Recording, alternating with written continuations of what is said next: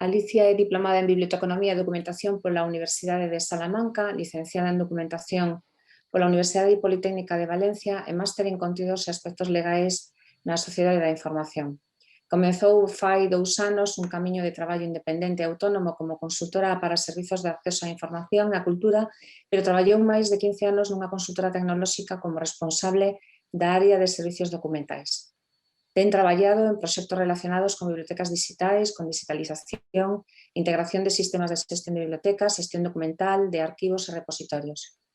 É a actual presidenta de CESABIR, representando ao Colexio Oficial de Bibliotecarios e Documentalistas da Comunidade Valenciana, da que foi presidenta desde o ano 2013 ata 2019.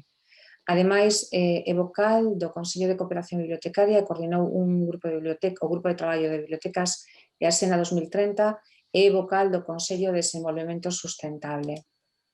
Alicia, cando ti queiras. Hola, bueno, buenos días a todos, buenos días.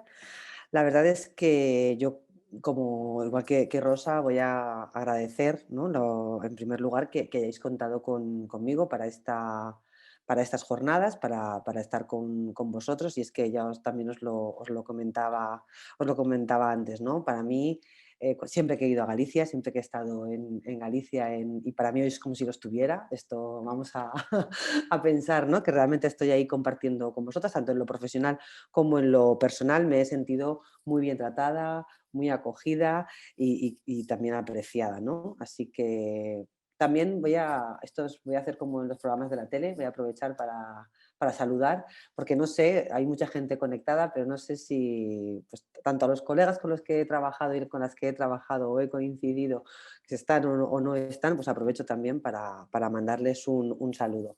Pero especialmente quiero agradecer a BAMAD y a la Diputación de La Coruña, porque además parece que es una idea que me gusta mucho, ¿no? Que desde la Diputación se colabore con las asociaciones del ámbito de la cultura para hacer jornadas, para intercambiar, para compartir. Así que enhorabuena por esta iniciativa y que siga, porque es importantísima. Pero si me permitís, tanto a Cristina como a Joanma, un agradecimiento especial porque, pues, por sus gestiones, por su trabajo, por haber estado más directamente en contacto conmigo para que estuviera aquí. Así que muchísimas gracias. Y yo creo que como Rosa también agradezco que el planteamiento sea hablar de retos, porque últimamente me preguntan por el futuro y ya me siento con la bola de cristal a ver qué tengo que predecir, ¿no? Entonces, en el campo de los retos me da también un margen de acción, me da una motivación mucho más que el futuro. Así que de verdad agradezco que este planteamiento sea de retos y no sea de futuro.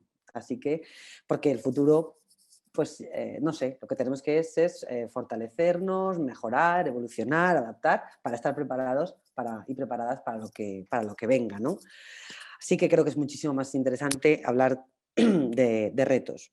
Además yo, Isabel, si es necesario, me haces así, lo que sea, porque sabes que yo arranco a hablar y ya veremos. He intentado ser sintética, me he hecho aquí un esquema de algunas cosas que os quiero decir y además lo he estructurado de formación profesional, lo he clasificado y lo he intentado repartir precisamente para no alargarme, pero sí que también quería decir que no estarán todos los retos, seguramente no estarán, porque no quería hacer algo exhaustivo.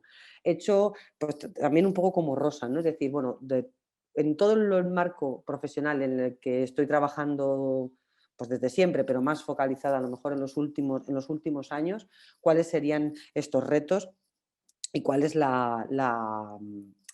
pues eso, qué opciones tenemos, ¿no? para trabajar con esto.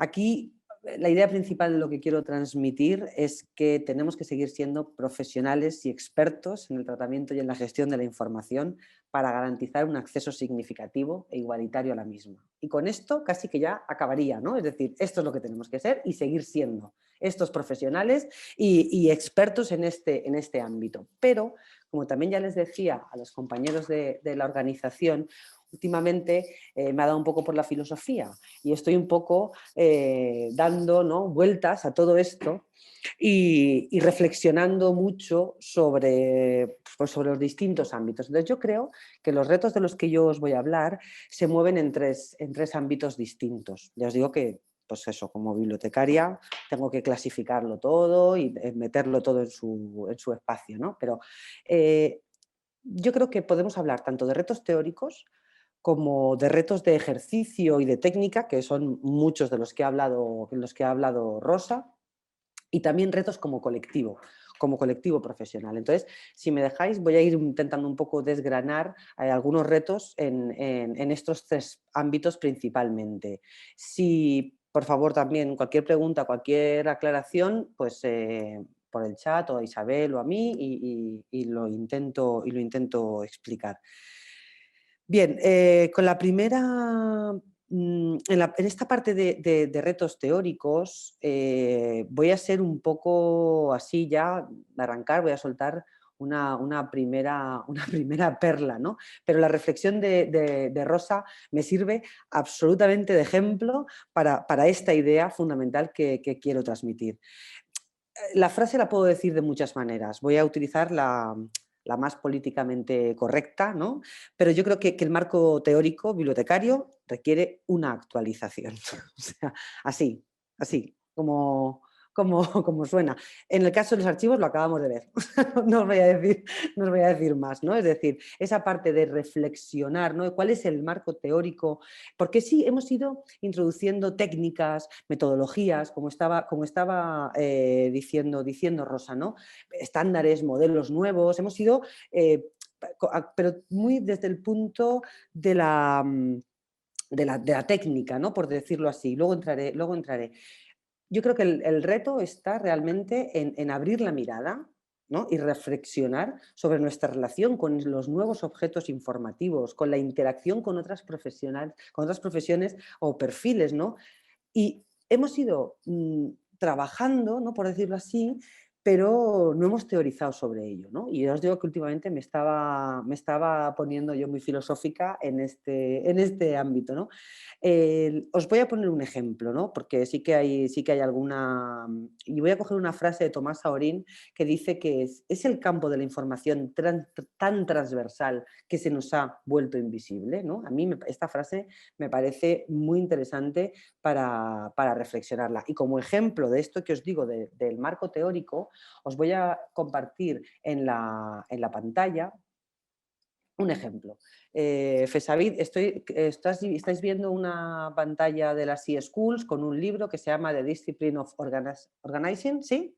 ¿Estáis ahí? Vale, perfecto.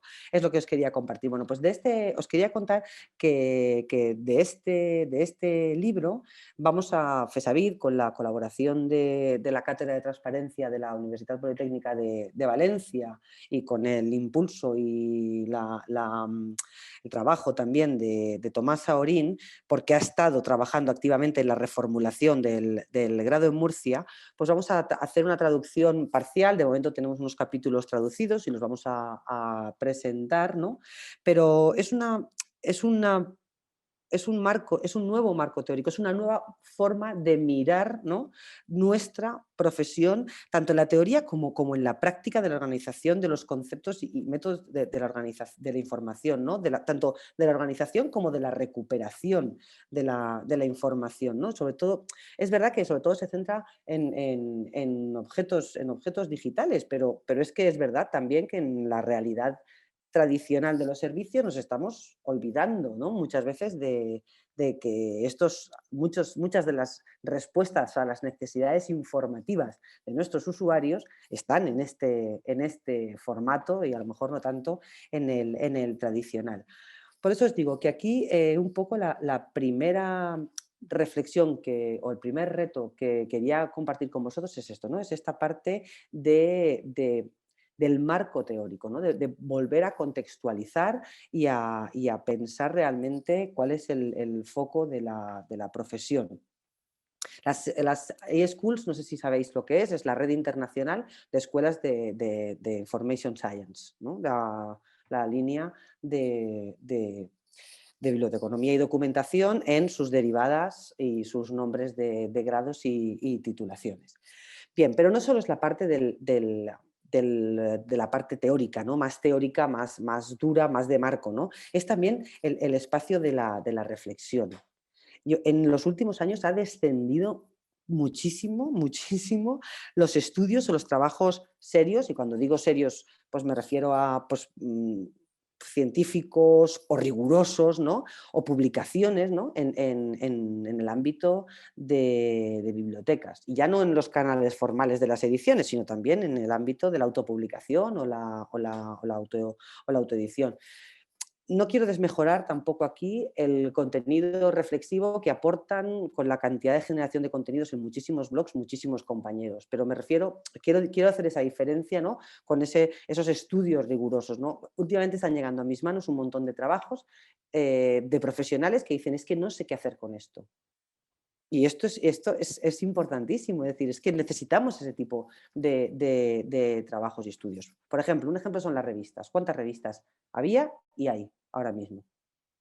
Y la mayoría, además, sostenidas por asociaciones profesionales, ¿no? En el caso de Mamá, desconozco si tenéis revista. El Col·legi tiene una, el Col·legi Valencià, el Col·legi Català tiene otra, CEDIC tiene el CLIP. Bueno, tenemos esa parte, pero cada vez son menos revistas, o cada vez hay menos colecciones editoriales donde poder publicar, no sé, los que seáis de mi quinta, os acordáis de TREA, de la Fundación Gemma Sánchez Ruiz Pérez, de cantidad de editoriales que daban espacio para publicar trabajos serios y rigurosos sobre algunos de los aspectos de la profesión o del ejercicio. Solo voy a poner un ejemplo, que es este. Este libro ha tenido una acogida impresionante. Si no lo tenéis, está disponible en esta web que os enseño del Col·legi de Bibliotecaris, porque lo hemos, con estas manitas, es decir, bueno, todo esto vino de la mano de mi colega Néstor Mir, que se fue a Canadá, que conoció este libro. Es este señor David Lankes, es uno de los filósofos y reflexionadores de la profesión, es americano y tiene muchos trabajos. De hecho, tiene una línea que se llama La Nueva Biblioteconomía, de New Librarianship, y es un trabajo muy, muy interesante.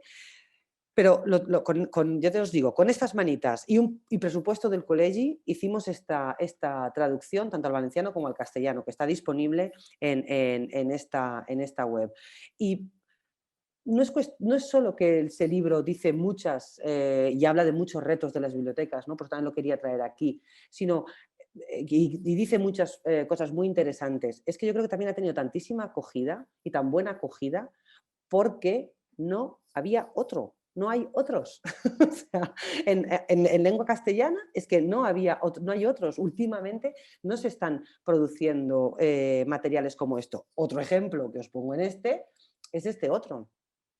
Este no tiene un final tan feliz, porque este tiene 400 y pico páginas y no estamos encontrando, esto lo estoy haciendo con Gonzalo Oyarzún, este es un libro muy potente de la reflexión de las bibliotecas, además en la era post-COVID, que acaba de ser publicado, está dirigido por Tom, que es el director de la Biblioteca Pública de Utrecht y presidente de Blida, pero tiene la participación de las cabezas pensantes de la biblioteconomía mundial. Y claro, 400 y pico páginas no encontramos editoriales, ni las conocidas, ni la UOC, que tiene una colección aún pequeñita de profesional de la información, no tenemos respuesta afirmativa de ninguna editorial que quiera, ni ninguna institución que quiera hacer una traducción de esta obra, ¿no? Y tiene de verdad aspectos filosóficos y reflexivos, tanto de acción como de reivindicación, como del papel de las bibliotecas, como de identidad, aparte de muchísimas prácticas y experiencias, ¿no? Entonces, un poco, si me dejáis, realmente lo que os quería transmitir es eso, ¿no? Es la necesidad también de generar y de escribir y de teorizar. El otro día estuve en Pamplona con mi Asun, con Asun Maestro, y yo le contaba esto, ¿no? Que llevaba un tiempo dándole muchas vueltas, hay que reflexionar, hay que filosofar. Me presentó un monográfico de una revista de Navarra sobre la red de bibliotecas de Navarra, pero es que es eso, o sea, volvíamos a coincidir en eso, en la necesidad de que alguien, pues de escribir, de poner sobre la mesa temas de discusión, y no en el ámbito pequeño, porque cuando nos encontramos con colegas, pues sí, siempre tenemos esta opción, pero no con la visión grande de profesión. Si hubiera cada vez más estudios o más trabajos sobre nosotros, con nosotros, de nosotros, ¿no? Es un poco eso, también tendríamos mucha más presencia, pero de esto os hablaré luego. Aquí con esto también lanzo la reflexión, es decir, ya sé que estamos absorbidos por nuestro día a día, ya sé que se nos lleva la burocracia, que se nos lleva la gestión de nuestro equipo, el poner en marcha nuestra biblioteca, todo esto está claro que nos pasa, que nos pasa a todos, pero tenemos la suficiente capacidad, suficiente expertise y la suficiente pues eso, experiencia para sentarnos y compartir desde la reflexión y desde los trabajos rigurosos, levantar la cabeza y pensar qué estoy haciendo aquí, recontextualizarnos, reubicarnos, posicionarnos.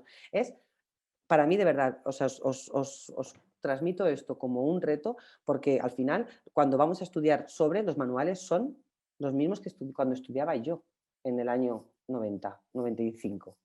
Esto es, de verdad, la bibliografía, no hay bibliografía para recomendar. Con Gonzalo Yarzún estaba, sí, hay blogs, hay tal, pero que igual de un día para otro se me cae el enlace y he perdido el contenido porque no he podido mantenerlo. Todo desde un ámbito de la voluntariedad, y eso necesitamos esa parte más sólida. De verdad, animaos a reflexionar sobre la profesión y a lanzar ese tipo de trabajos porque es imprescindible, ¿no? Es decir, al final queremos resituarnos, repensarnos, ¿no? Y motivarnos para ser partícipes o líderes, ¿por qué no? ¿No? Ser visibles y protagonistas de todos estos cambios.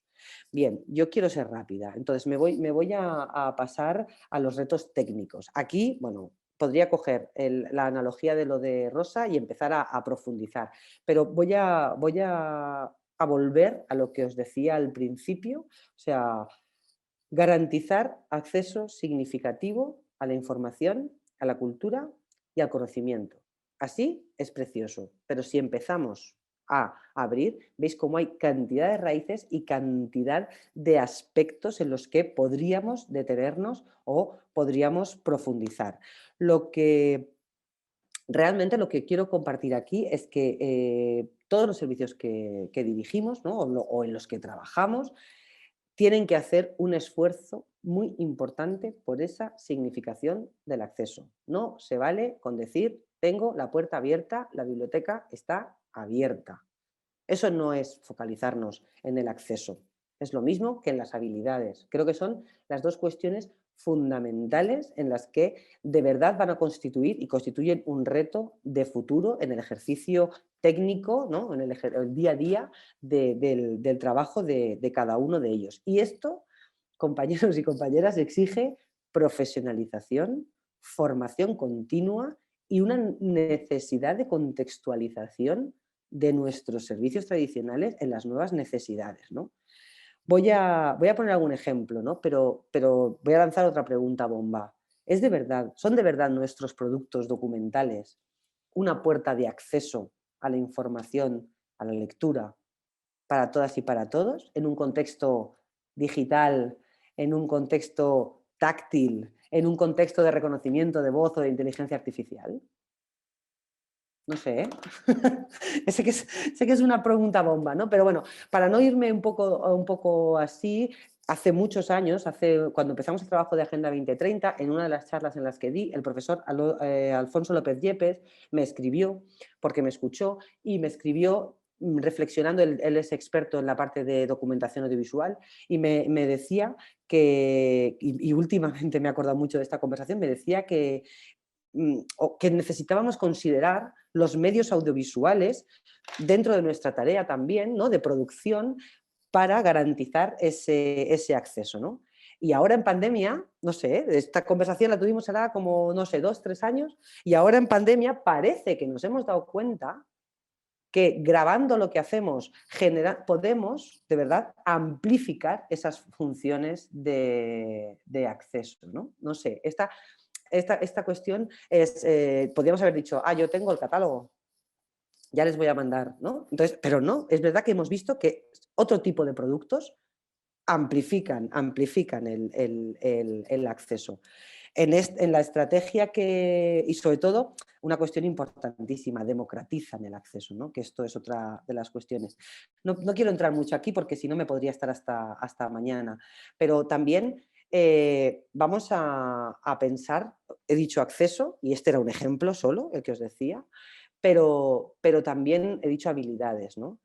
No sé si habéis seguido estos últimos días las notas de IWETEL sobre los planes, el plan de España Puede, el plan de competencias digitales en España, la reivindicación de FESAVID y de otros muchos profesionales como José Antonio Gómez para participar ahí en esas... Pero esto nos exige que de verdad nos creamos que tenemos que, o sea, que tenemos que incluir, ¿no? La alfabetización tiene que estar en el core de los servicios bibliotecarios. ¿Y cómo se ve esto? Yo siempre intento poner ejemplos muy, muy gráficos.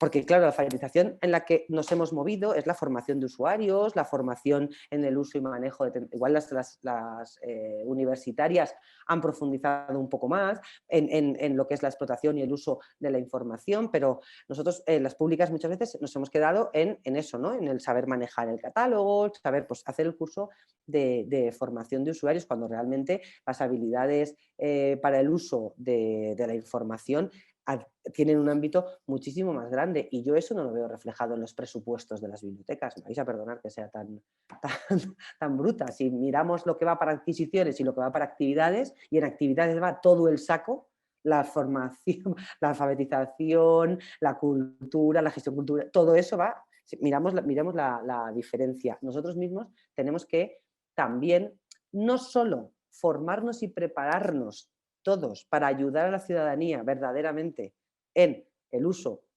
y habilidades para acceder y usar la información de una forma significativa. Es decir, lo que pienso, sino también en que se nos visibilice en ese ámbito, ¿no? Ahí las bibliotecas escolares son fundamentales, ahí, ¿sabes? Pero porque nosotros lo que estamos reclamando ahora al Ministerio de Economía y Transformación Digital es, incluya usted las bibliotecas en ese hub de competencias digitales. Las bibliotecas somos agentes de aprendizaje a lo largo de la vida. Claro que sí, pero tenemos que tomárnoslo en serio, y eso es un reto, porque realmente hay, como siempre, muy buenas prácticas, muy buenos ejemplos, pero no hay una política de plano entre todas las bibliotecas para, de verdad, fortalecernos como uno de los agentes que ayuda a la adquisición de habilidades digitales por parte de toda la ciudadanía.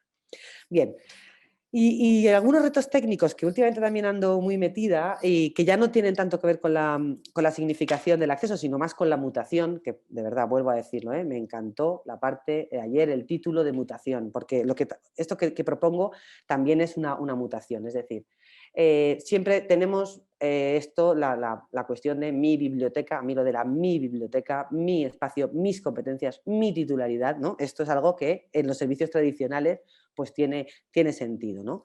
Pero si hablamos de digitalización, de transformación digital real, ¿no? De mutación, el espacio digital, ¿de quién son las competencias?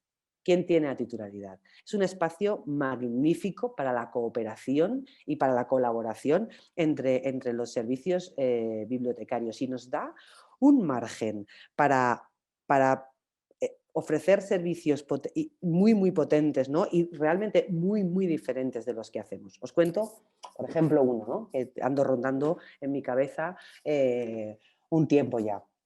Y que el otro día con Tomás Saorín también lo estuvimos viendo, y si me seguís por Twitter o algo, hicimos algunas reflexiones en Twitter con esto, ¿no?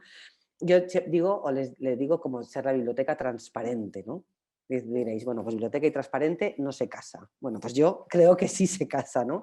Porque ¿os acordáis? No sé si os acordáis, pero cuando yo empezaba a estudiar, estaba lo que se denominaba el Internet invisible, ¿no? ¿Eso suena? Ese concepto de Internet invisible, que eran todas las bases de datos donde no se accedía, ¿no? O los grandes buscadores no indexaban, o que había que profundizar o tener mecanismos de acceso, ¿no? En eso.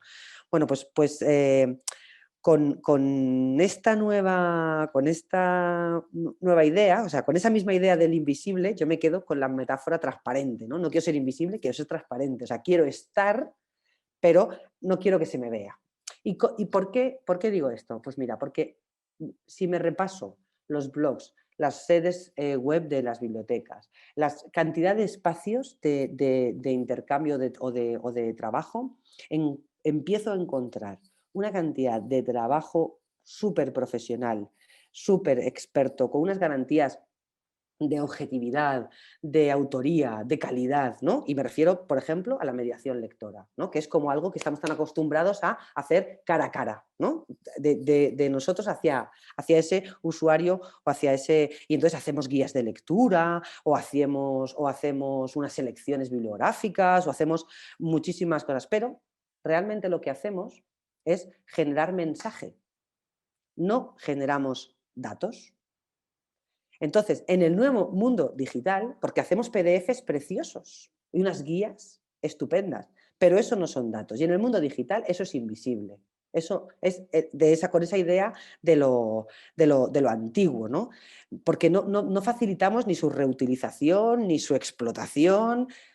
O sea, yo siempre digo, imaginaos todos esos datos abiertos para que esos malos, los monstruos, ¿no? Ese Amazon, ese Google, esos monstruos, esos algoritmos que nos lo utilizaran. Le estaríamos dando de comer a los algoritmos información de calidad. Y es nuestro expertise. Claro, esto es como, ¡ah! ¿Y cómo hago eso? Bueno, pues hay muchas herramientas, porque hay muchas herramientas, porque está Wikidata, simplemente generar, en vez de en PDF, generémoslo en XML, abramos nuestras aplicaciones. Vosotros además en Galicia que tenéis aplicaciones abiertas, le podéis dar muchísimas cosas. Podemos hacerlo de otras muchas maneras, pero no.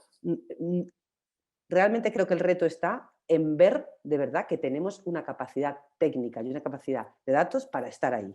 Y que nuestra mediación lectora en el mundo físico tiene un contexto, pero en el mundo digital puede tener otro muy distinto y otra forma de hacer muy distinta. Eso también es un dato técnico, un reto técnico, perdón.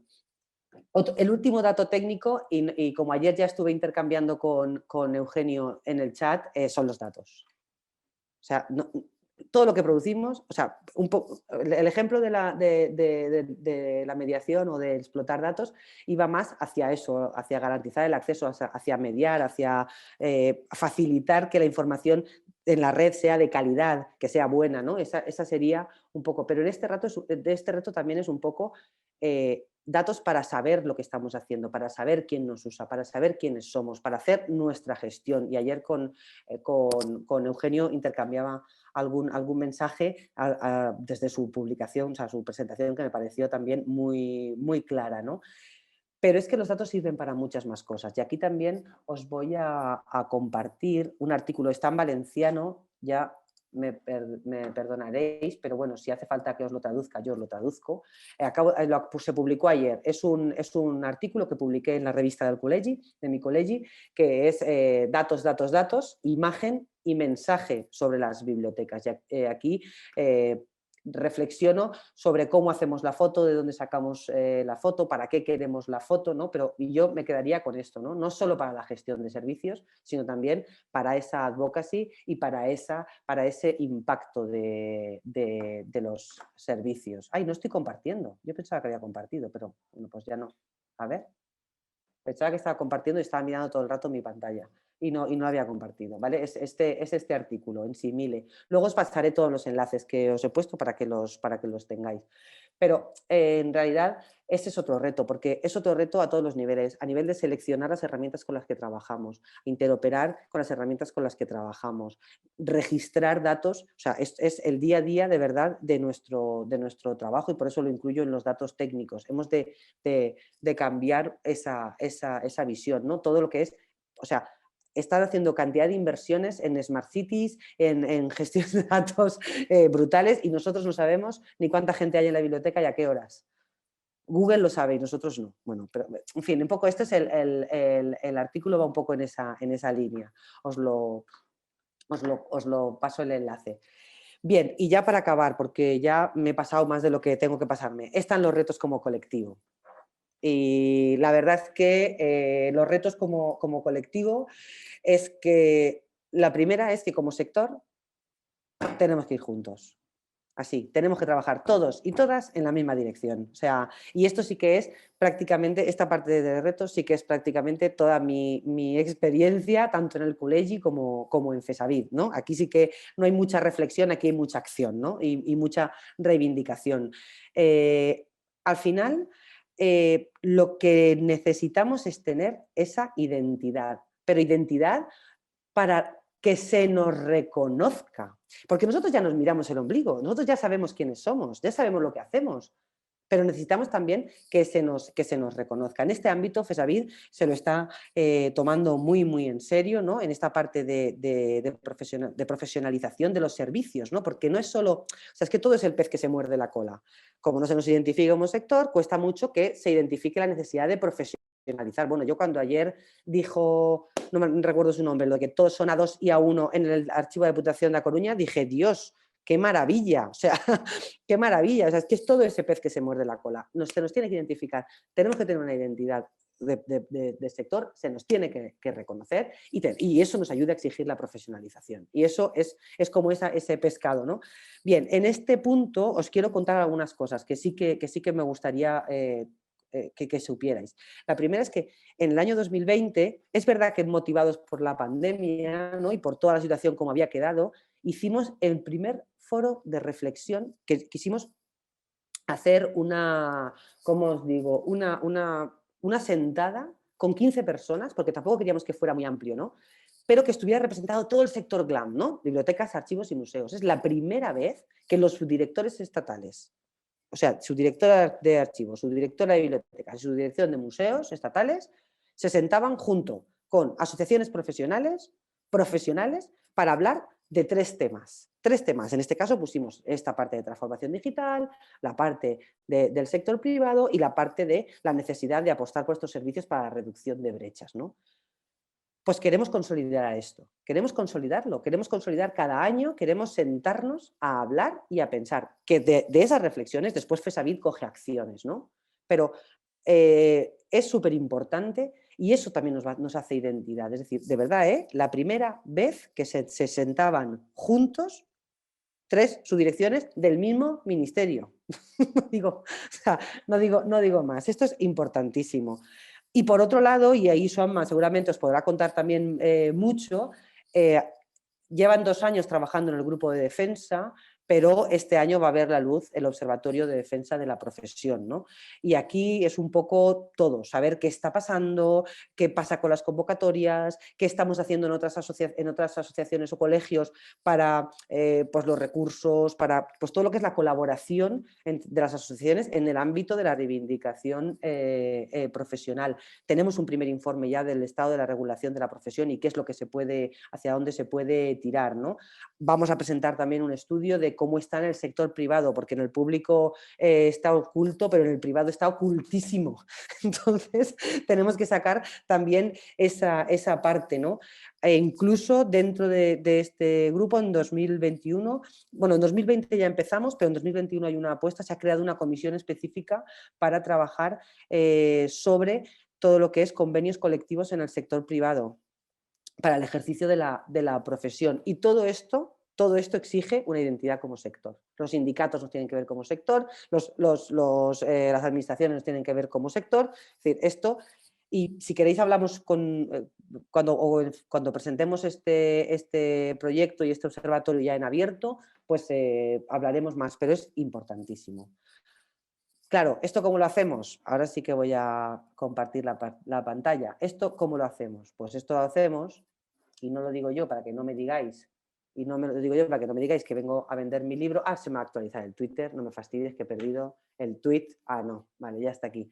Esto lo dijo Pablo Gallo hace un mes. Pablo Gallo, si no seguís a Pablo Gallo en Twitter, seguid a Pablo Gallo en Twitter, es de la Universidad de Murcia, estuvo mucho tiempo en la Biblioteca Regional de Murcia, y él en una de las conferencias, sin saber que estaba yo, porque luego por alusiones yo le escribí, él, o sea, dijo así: el asociacionismo en España necesita más fuerza. Y yo dije, totalmente de acuerdo. Entonces, necesitamos asociaciones fuertes y necesitamos estar presentes en todo el territorio y trabajar unidos. Eso es fundamental. Y sobre todo, vuelvo a la segunda, es decir, yo no sé cuánta gente hay aquí, ni si están todos asociados a Babad, pero ya estáis perdiendo el tiempo. O sea, hay que ir, hay que estar en la asociación, porque la asociación no tiene que ser solo esos servicios que me ofrece a mí por profesional. No, la asociación es un organismo de representación, de compromiso, de contexto. O sea, no solo me ofrece cursos o no solo me ofrece, sino me representa, me identifico. Eso es también un reto para las propias asociaciones, es decir, tenemos que tener en cuenta a todo el colectivo, porque es que si no, no vamos a pasar al último bloque, es decir, tenemos que trabajar por la relevancia social, por interactuar con la sociedad civil, salir de nuestro caparazón, salir y hablar con otros sectores de la sociedad civil, salir de nuestra zona de confort,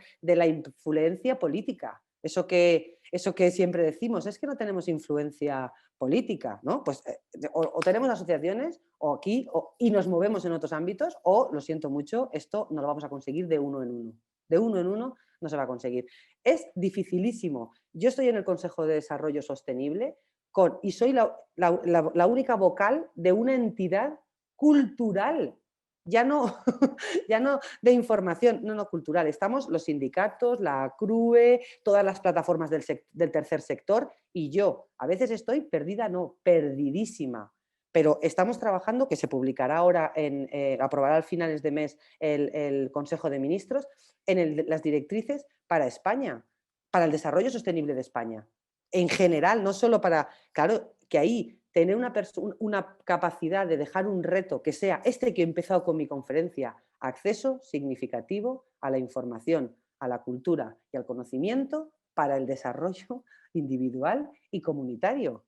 Esto hay que pelear. ¿Es difícil? Sí, porque yo muchas veces me pongo con ello y no entiendo ni la mitad de lo que dice. Me toca estar con el diccionario. ¿Qué quiere decir? No sé qué. No quiere, porque tienen ámbitos de trabajo completamente ajenos al nuestro, pero nos tenemos que esforzar y tenemos que estar ahí presentes. Tenemos que explicar. Por eso os digo que hay que capacitarnos para la acción colectiva. Pero en esto de la influencia política, y ahora voy a acabar ya haciéndoos una invitación. Con esto de la influencia política no voy a hablar más, no creo que, pero sí que os esperamos en abril, en las jornadas de FESAVID, en la Academia Virtual, porque justo hay un eje, que además lo coordina Joan Carles Faus, que es mi Joan Carles Faus, es uno de los archiveros de la trinchera más estupendos que conozco, y vamos a hablar justo de esta parte de incidencia política, que es otro de los retos que tenemos como colectivo. Así que no me alargo más. Muchas gracias y estáis invitados todos en abril, todos y todas. Gracias, Alicia.